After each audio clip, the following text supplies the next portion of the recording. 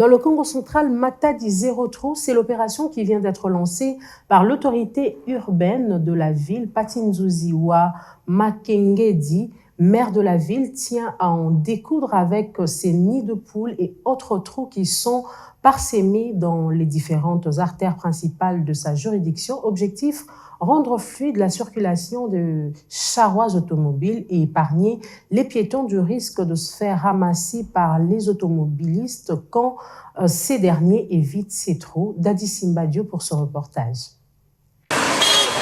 Première étape de cette opération, la place Couvent au quartier Ville-Haute dans ce tronçon compris entre les lycées Foufouketo et les carrefours Musée Laurent Désiré Kabila ex-24 novembre. Très fréquenté notamment par les véhicules à gros tonnage en provenance du port international de Matadi, cet axe routier d'intérêt national est souvent confronté aux problèmes de dégradation, conséquences directes des charges qui sont transportées par les camions dits poids lourds. Ainsi, les camionneurs, autres conducteurs de voitures taxi et taxi-moto sont contraints d'éviter ces nids de poules et autres trous béants qui sont parsemés sur la chaussée, une situation qui expose la vie des paisibles citoyens, mais également des automobilistes eux-mêmes. Voilà qui a poussé les premiers citoyens de la ville portuaire à lancer cette opération Matadi Zéro Trou en dépit des maigres moyens dont dispose l'hôtel de ville. Initiative saluée par tous les usagers de la route qui, des passages devant ces chantiers de circonstances, n'ont pas hésité à féliciter Patinzuziwa Makengedi. Après la place Couvent, plusieurs autres endroits sont ciblés pour subir ces gros liftings dont le seul et l'unique but est de rendre fluide la circulation des charrages automobiles, surtout dans une ville où piétons et automobilistes se disputent souvent la chaussée à cause de l'étroitesse ou carrément de l'absence de trottoirs. Lentement mais sûrement, les sièges des institutions provinciales du Congo central est en train de se revêtir de sa plus belle robe d'Adam grâce à la détermination de l'autorité urbaine, Patinzuziwa Makengedi.